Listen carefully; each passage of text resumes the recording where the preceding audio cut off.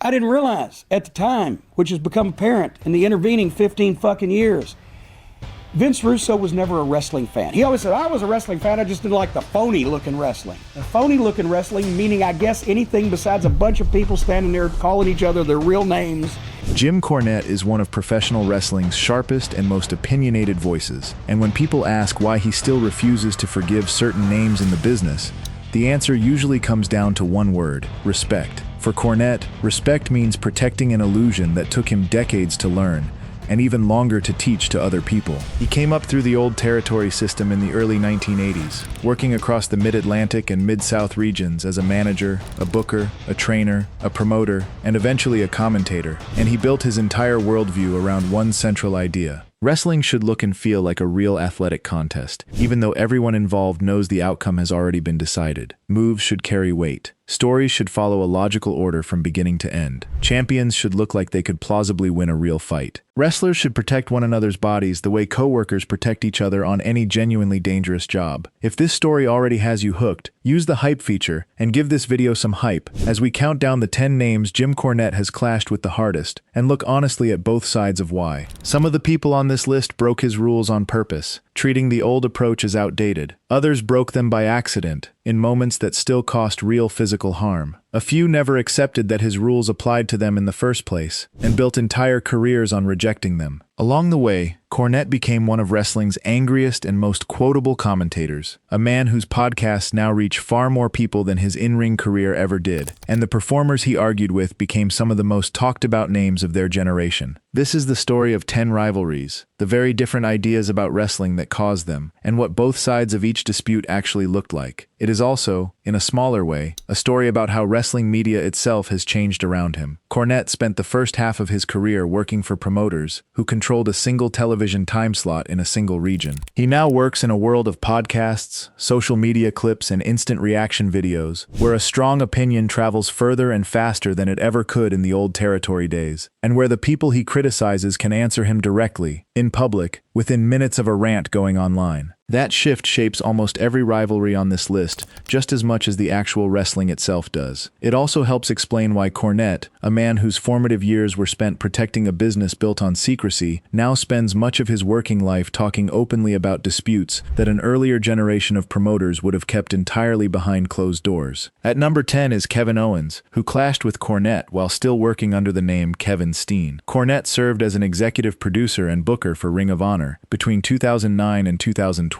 And during that stretch he was openly and repeatedly critical of Steen's physical presentation on television. Cornette believed a world champion appearing on camera in a leading promotion needed to look like a serious, credible athlete, and he pushed Steen hard to lose weight and to tone down the riskier, more chaotic parts of his in-ring style. Steen responded by dropping around 40 pounds, a serious personal sacrifice made largely under pressure from the man booking the promotion. Just as that effort began paying off, Ring of Honor's sale to the Sinclair Broadcast Group caused corporate delays that stalled Steen's planned return to the top of the card, leaving him feeling that his entire livelihood had been put at risk over what was, at its core, a dispute about how he looked. Cornette, for his part, made no secret of preferring a different kind of champion for his top spot, someone closer in style to the more traditional, work-rate-driven Davey Richards. The Ring of Honor crowd disagreed with that preference, and they disagreed loudly. They saw an authentic underdog in Steen, a performer who did not fit the mold, but connected with them anyway, and they rallied behind him with real, sustained passion night after night. Cornette, to his credit, eventually read that reaction correctly, and he booked Steen as Ring of Honor World Champion, even though it went directly against his personal taste in performers. Their working relationship stayed tense throughout this entire period regardless. Steen later accused Cornette of favoritism in booking, and of poor management during the long stretch he spent away from meaningful television time. Years afterward, both men discussed the dispute separately in shoot interviews, and their accounts of exactly what happened, and why, still do not fully line up. What is clear is that Cornette softened his position considerably once Owens became a major success in WWE. He has said publicly, more than once, and in more than one separate interview over the years, that Owens succeeded specifically because he adapted his look and his presentation to fit a much bigger stage, and that willingness to adapt earned a measure of respect that the Ring of Honor years never produced on their own. This feud shows something worth remembering about Cornette as this list continues. He is capable of changing his mind about a performer. It usually just takes outside outside success to force the issue, and by that point the personal damage to the relationship has often already been done and cannot easily be undone. Owens himself has occasionally referenced the old dispute in interviews with a kind of wry humor, at one point publicly asking Cornette whether he hated him more than he hated Vince Russo, a question that says a good deal about how this particular rivalry is now remembered by both men. At number 9 is Orange Cassidy, whose entire in-ring character is built, quite deliberately, on being the opposite of nearly everything Cornette values in a wrestler. Cassidy performs as a detached, disinterested competitor who wrestles with his hands kept in his pockets for long stretches of a match, and who throws exaggerated, deliberately slow-motion mock kicks that his opponents are expected to sell as though they landed with genuine force. Most fans understand the joke instinctively, and a great many of them love the character precisely because it breaks so completely from wrestling tradition. Cornette sees something else in the same performance. He believes the act mocks the real sacrifices made by earlier performers, who took genuine physical punishment specifically to make audiences believe a match actually mattered, and he argues that forcing an opponent to stand still and react to an obviously fake kick breaks the basic chain of cause and effect that holds a believable match together. His frustration with the character reached a clear peak around Cassidy's widely praised match against Pac at AEW Revolution in 2020. During his podcast review of that very match, Cornette said on air that he wished Cassidy would slip on the ropes and suffer a serious injury, a comment that drew heavy criticism even from some longtime listeners who otherwise agreed with parts of his broader analysis of the match's logic. Cassidy has since addressed the criticism directly in his own out-of-character interviews. He has explained that the hands-in-pockets routine is not simply a joke performed for its own sake. It functions as a deliberate in-character tactic meant to frustrate opponents into losing focus and making costly mistakes, which then creates real openings for Cassidy inside the story of the match. He has also said plainly that he understands Cornette comes from a genuinely different school of wrestling, one built on a different set of assumptions about exactly what an audience needs to believe in order to be entertained. Cassidy's continued and growing popularity suggests that a large share of the modern audience does not require the old rules in order to enjoy a match, even as Cornette's underlying criticism of the character's basic in-ring logic remains one of his more coherent and defensible arguments on this entire list. The gap between those two positions has never really closed, and it likely never will, while both men keep working in the same industry. It is worth adding that Cassidy's success has not come at the expense of his own physical conditioning or in-ring ability, something even some of his harsher critics concede once they watch a full match rather than a short highlight clip. The character is deliberately paced to look effortless, which is itself a specific and difficult performance skill, even if it is precisely the opposite of the skill set Cornette values most in a champion. And that contrast alone may explain why this particular disagreement generates so much discussion among fans who otherwise sit somewhere in the middle of the wider debate. At number 8 is Joey Janela, a feud in which both men played an active and escalating role, rather than one simply attacking the other from a distance. Cornette regards Janela as a symbol of the untrained, self-taught backyard wrestler, someone whose public reputation rests more on dangerous stunt work than on any fundamental grasp of classical wrestling skill. The research behind this video points to specific examples that Cornette has cited repeatedly, including Janela setting his own foot on fire during a match and taking severe, high-impact falls through tables, spots that Cornette believes exist purely to generate a shocked reaction, rather than to build or serve any actual story. Cornette has repeatedly called him Jelly Nutella on his podcast, a nickname aimed squarely and personally at Janela's body and his overall physical conditioning. Janela did not stay quiet in response. He answered with a steady stream of personal trolling of his own, making jokes online about Cornette's private life, including long-running rumors involving a hot tub that had circulated in wrestling circles for years. That exchange grew more serious over time, rather than staying purely comedic. Janela has said in interviews that Cornette's forceful, aggressive language on his podcast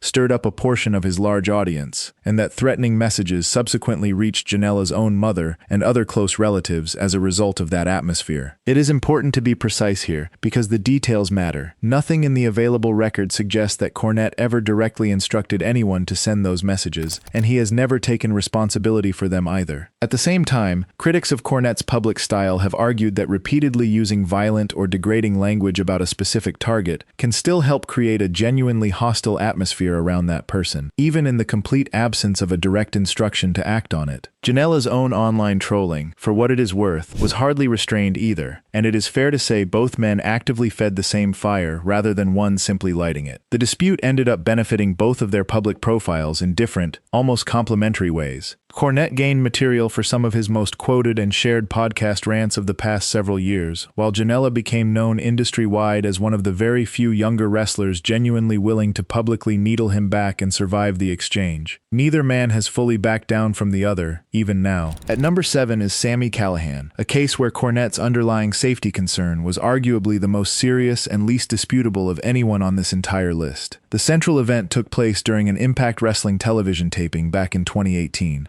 A steel chair had been placed over Eddie Edwards' chest as part of a planned spot in the match, and Callihan swung a baseball bat toward it as scripted. The strike missed its intended mark by a meaningful margin and struck Edwards directly in the face instead, breaking both his nose and his orbital bone in the process. Cornette publicly called Callihan reckless, dangerous, and fundamentally untrained in the immediate aftermath, language he tends to reserve for genuine, verifiable safety failures rather than ordinary style disagreements between performers. Callihan did not apologize for what happened. Instead, he leaned fully and deliberately into the villain role the accident created for him, selling merchandise that openly read, "I broke Eddie's face," and publicly telling Cornette to keep quiet about it, at one point referencing Cornette's own well-documented history with in-ring injury, including the 1986 scaffold fall that broke both of Cornette's ankles and ended his own performing career in that role. To Cornette, both the original accident and the merchandise campaign that followed it represented a clear betrayal of the sport's most basic unwritten duty, protecting the person who has physically trusted you with their body inside the ring. There is very little room to argue that Cornette was simply overreacting in this particular case. A serious, verifiable injury did occur on live television, and Callihan's decision to monetize that injury rather than express any regret gave Cornette every reasonable justification to treat the incident as a genuine violation of trust, rather than merely a stylistic dispute about how hardcore wrestling should look. At the same time, Callihan's decision to turn the entire moment into a lasting villain persona was itself a calculated, creative, and business choice within the storytelling logic of professional wrestling, even if it was a choice that many fans, and many of his own peers, found genuinely distasteful given the circumstances. At number 6 is Joey Ryan, a case that requires careful and deliberate handling because of events well beyond the wrestling ring itself that came later. Ryan built the bulk of his independent wrestling career on a deliberately sleazy comedy character, best known for a signature spot in which opponents reacted dramatically to the implied strength of his groin during a match. Cornette viewed the entire act as one of the more damaging examples of pure comedy wrestling that he had encountered, arguing publicly that it stripped away any remaining athletic credibility from the sport and turned a simulated athletic contest into an open joke aimed squarely at the very idea of wrestling as legitimate competition. Defenders of Ryan's act pointed to a long, documented history of provocative characters throughout wrestling history, comparing him at various points to figures such as exotic Adrian Street and Goldust, both of whom built careers on unconventional, boundary-pushing personas. Cornette rejected that comparison directly and firmly whenever it was raised. In his stated view, those earlier performers used their unusual presentation to build genuine tension and heat within the context of a believable story, while Ryan's routine, by contrast, was built specifically to mock the underlying premise of wrestling itself rather than to serve any story inside it. Cornette attacked Ryan repeatedly across his podcasts and social media accounts over a period of several years, rarely missing a chance to bring the act up as an example of everything he believed had gone wrong with a certain corner of independent wrestling. Then, in 2020, Ryan was permanently blacklisted from the wrestling industry following serious real-life allegations that became public around that same time. Those specific allegations sit outside the scope of what this video can responsibly detail, and nothing said here should be read as expanding on them in any way. What can be fairly said is that Cornette's structural argument about the difference between comedy that exists inside a story and comedy that is aimed directly at the story itself remains one of his more coherent and organized pieces of criticism,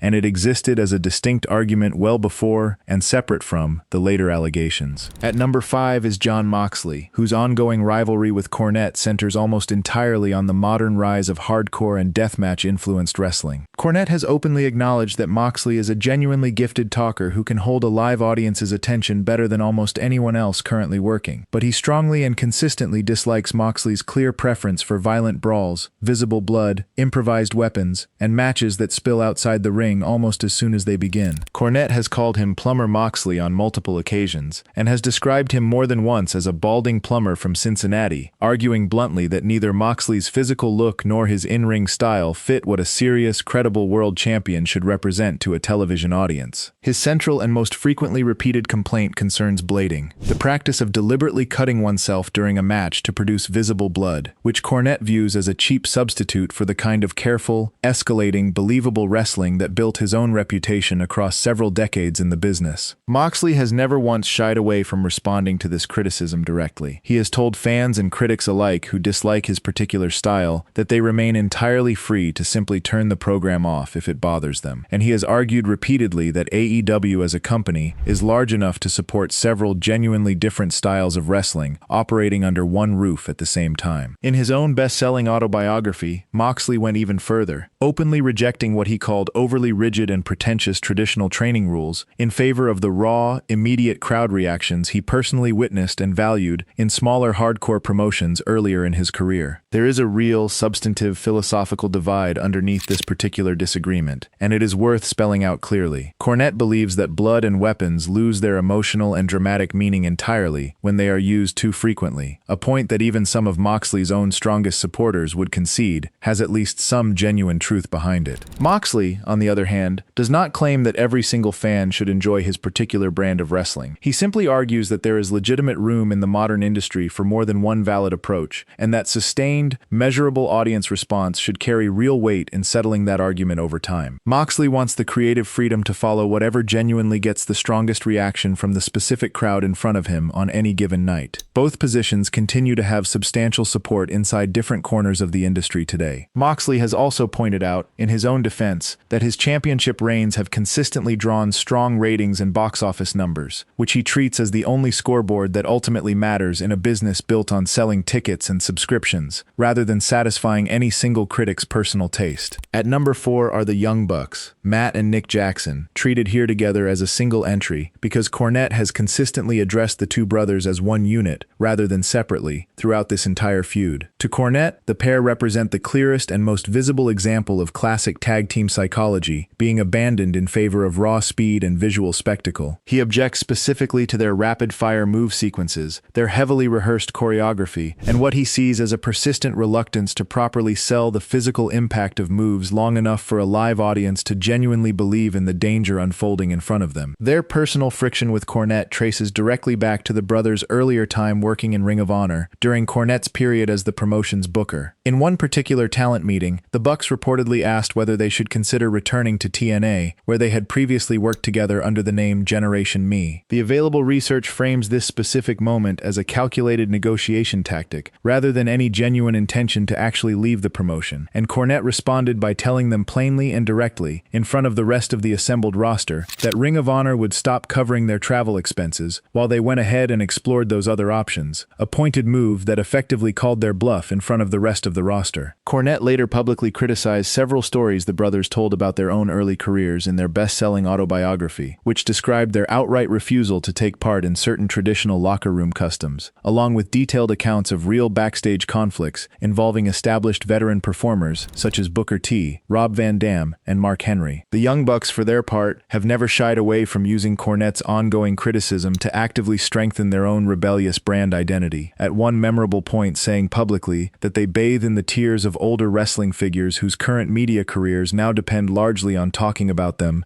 instead of performing themselves. Cornette, in turn, has used a long and evolving string of insulting nicknames over the years, including the Pie-Faced Children, Balding Buck, Road Warrior Buck, and simply the company mascot, deployed depending on whichever angle of criticism he happened to be pursuing that week. What genuinely complicates this particular picture, and separates it from some of the other entries on this list, is that Cornette has also praised the Young Bucks directly and quite specifically on more than one occasion, singling out their acclaimed tag match against FTR as a genuinely well-structured, traditional tag team contest that deliberately avoided most of the comedic elements he usually objects to in their other work. That specific praise matters a great deal here, because it shows his broader criticism criticism is not simply a blanket dismissal of their considerable in-ring talent, but is instead tied closely and consistently to particular creative choices they make on a match-by-match basis. The feud overall has settled into a fairly predictable pattern that appears to benefit both sides almost equally. The Bucks perform in a style that reliably draws Cornette's criticism. Cornette then delivers a pointed and quotable rant about it on his podcast. Their large and loyal fan base rallies visibly behind them in response. The Bucks answer back with another public jab at the perceived old guard of the industry, and the entire cycle simply begins again a few weeks later. Neither side has much genuine practical incentive to want it to stop anytime soon. It is also worth remembering that the Bucks are no longer simply performers reacting to an older commentator's criticism. They are executives and part owners of AEW, a major national promotion, which means their creative choices now carry real business weight of their own, entirely separate from whatever Cornette says about them on a given week. At number 3 is Kenny Omega, whose ongoing case against Cornette rests heavily on very early career choices made in Japan, long before Omega became one of the most acclaimed in-ring performers of his entire generation. Cornette does not dispute in any real sense that Omega is exceptionally athletically gifted, but he firmly believes that Omega's willing participation in openly comedic matches earlier in his career, including a well-known bout against a 9-year-old girl named Haruka, and a genuinely strange match involving an inflatable doll character named Yoshihiko, seriously undermines the broader idea that wrestling should always be presented as a fundamentally serious athletic contest. In Cornette's stated view, those specific performances make it genuinely difficult to fully accept Omega as a credible main event level star, regardless of how far his in-ring ability may have developed in the years since those matches took place. Their more personal conflict grew out of a separate and unrelated dispute involving Ring of Honor booking during Cornette's tenure there. Omega canceled a scheduled ROH appearance, citing a leg injury as the reason, and then shortly afterward appeared visibly at a DDT event in Japan while still using crutches. Cornette came to believe that Omega had exaggerated the actual severity of the injury, specifically in order to keep working in Japan, instead of fulfilling his commitments elsewhere. Omega, for his part, has consistently maintained that his time away had already been properly approved in advance, by management on both sides of the dispute. The disagreement escalated further when Omega, apparently trying to diffuse the growing tension with humor, sent Cornette a clearly staged and obviously fake image, showing a badly rotted, gangrenous-looking foot, intended purely as a joke about the entire injury controversy. Cornette did not receive it that way at all, treating the image instead as further concrete evidence of dishonesty, rather than as the light-hearted joke it was apparently meant to be. Cornette frequently refers to Omega on his podcast, using the nickname Twinkle Toes McFingerbang, a pointed reference to Omega's famously dramatic ring entrances and his broader history with comedic in-ring material earlier in his career. Omega, notably and somewhat generously given the history between them, has offered genuine public praise for Cornette's overall place in wrestling history on more than one separate occasion, including specific comments made in connection with the popular documentary series Dark Side of the Ring. Cornette has not treated those particular comments as sufficient grounds for formally ending the feud between them. There is a reasonable and fair argument to be made that Cornette's overall position here leaves very little practical room for any performer to grow or change beyond earlier career choices, particularly ones made when Omega was considerably younger and working within a very different regional wrestling scene altogether. There is also a reasonable argument, running the other way, that the fake foot photograph, whatever its intended comedic value, was always unlikely to genuinely calm a dispute with someone who already firmly believed he had been lied to directly. Both men made choices along the way that arguably kept this particular disagreement alive for far longer than it might otherwise have lasted on its own. Omega, for what it is worth, has continued to headline major promotions on both sides of the Pacific since these events took place,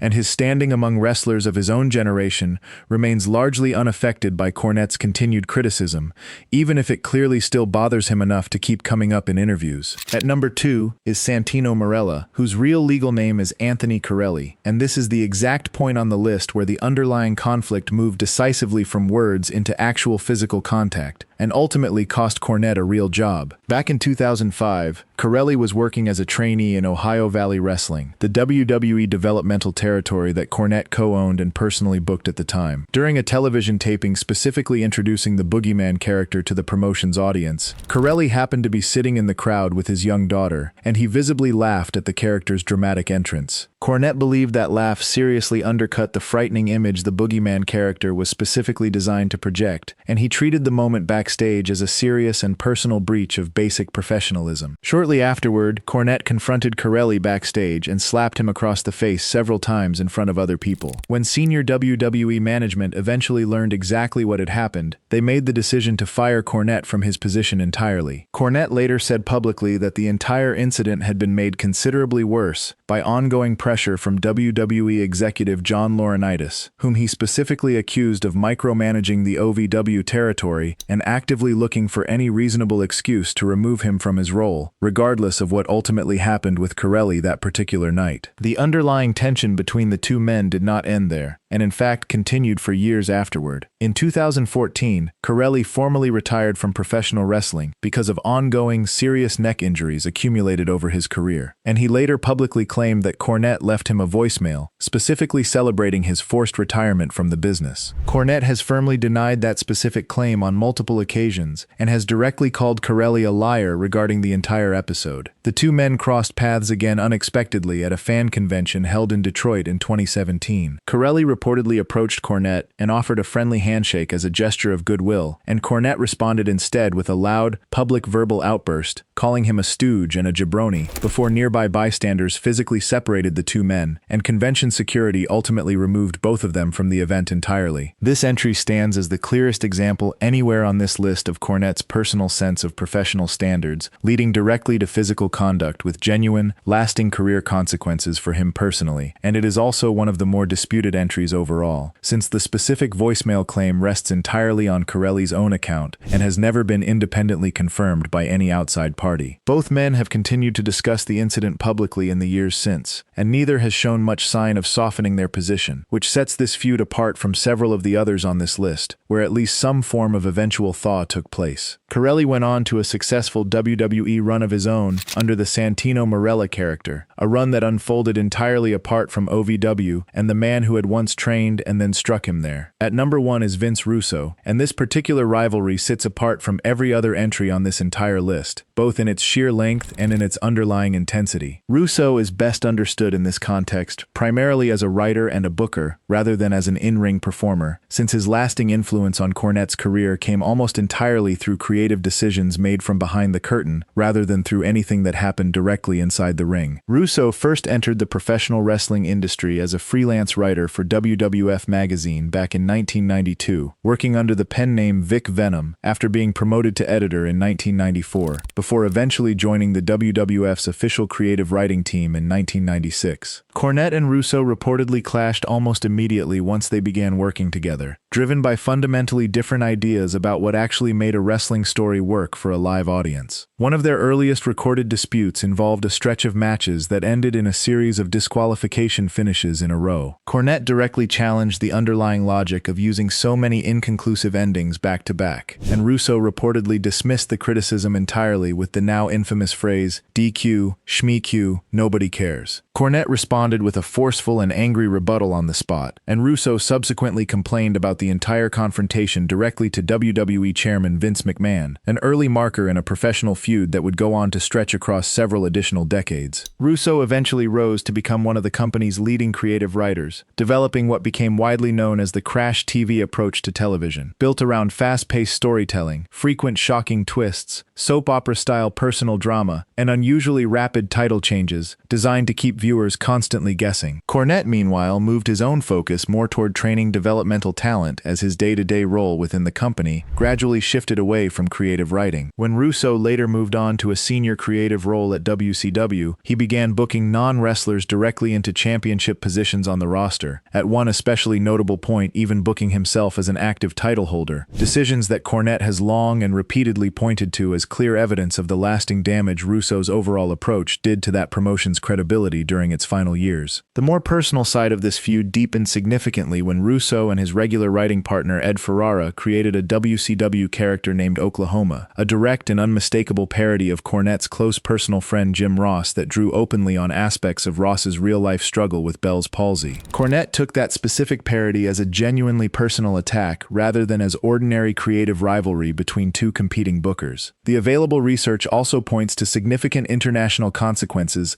stemming from several of Russo's booking choices during this period. Taken together, these 10 separate rivalries point toward a smaller number of underlying reasons that connect nearly all of them. His knowledge of wrestling history is authentically deep, built across several decades spent working directly inside the very territory system he still measures nearly every modern match against today. His personal standards came from an era in which trust between performers, real physical safety, and a believable in-ring product were treated as matters of genuine professional survival, not simply as abstract creative preferences to be debated on a podcast. He has shown clearly in cases like Kevin Owens and the Young Bucks that he remains genuinely capable of revising his own stated opinion when the evidence in front of him actually changes, even if that revision often comes slowly, and typically only after real-world success has already proven a point he was previously unwilling to concede. Jim Cornette may never fully forgive several of the names covered on this list, but wrestling history is likely to remember both his genuine, lasting contributions to the business he loves, and the anger that, at times, spoke considerably louder than the arguments underneath it. Whether that anger ultimately helped or hurt the causes he cared most about is a question that fans, wrestlers, and historians will likely keep arguing about for as long as people keep watching wrestling at all.